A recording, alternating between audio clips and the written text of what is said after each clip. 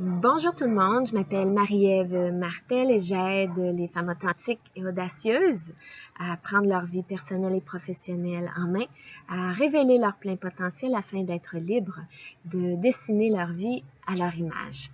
Alors aujourd'hui, je vous présente la deuxième d'une série de 3 vidéos qui vous parle des erreurs à éviter si l'on veut arriver à dessiner sa vie à son image.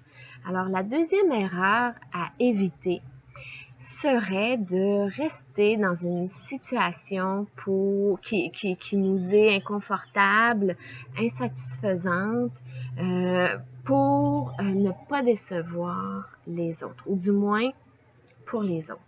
Donc, souvent, dans une situation comme ça, que ce soit au travail ou dans notre vie personnelle, on ne veut pas faire de peine aux gens, on ne veut pas décevoir.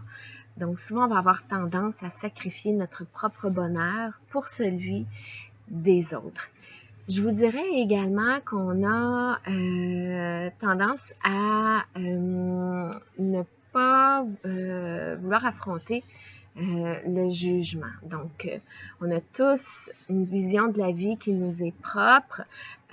Souvent, on pense que parce qu'on voit les choses d'une façon différente ou qu'on aimerait prendre action différemment, que les autres vont nous juger.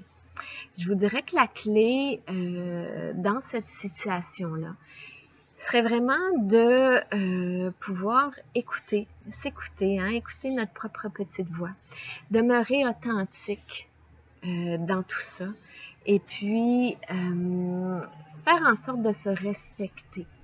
Chaque personne a le droit à son opinion, à sa façon de faire les choses. Vous n'êtes pas différent, je ne suis pas différente. Alors, si les gens vous apprécient et puis qu'ils ont envie que vous soyez heureux, je vous dirais qu'ils vont comprendre la façon dont vous voyez les choses. Et puis, c'est souvent pas pour mal faire que les gens nous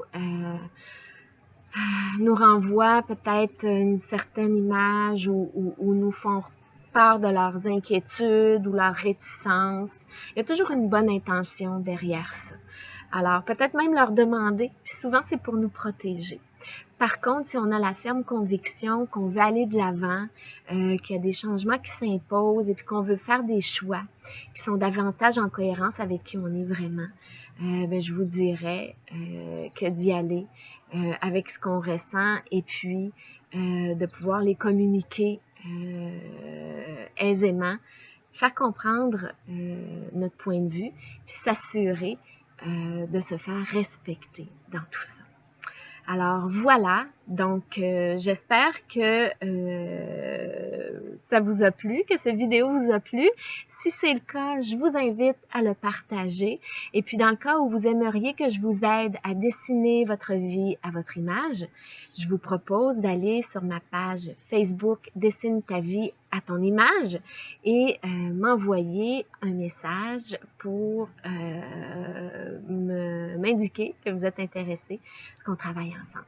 Alors, je vous souhaite une bonne journée et puis à très bientôt pour la 3e vidéo. Au revoir!